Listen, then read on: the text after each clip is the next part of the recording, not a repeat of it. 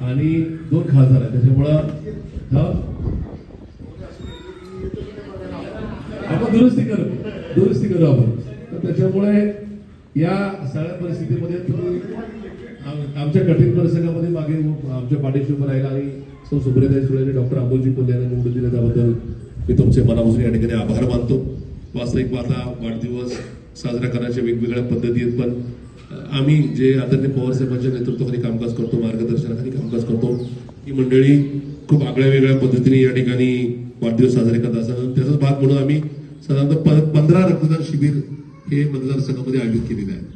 आज काल 4 झाले, आज 6 आहेत आणि येणाऱ्या शुक्रवारी 5 आहेत, असे 15 शिबिर त्या ठिकाणी आहेत. त्याच्यामुळे या माध्यमातून जो रक्ताचा तुटवडा आहे तो भरून काढण्याचं कामकाज केलं जाते. त्याचबरोबर या ठिकाणी जनहितार्थ कामकाज करण्याचा प्रयत्न केला जातो. यामध्ये 6 लाखाचं सुरक्षा कवच देण्याचा हा रक्तदात्यांना प्रयत्न आहे.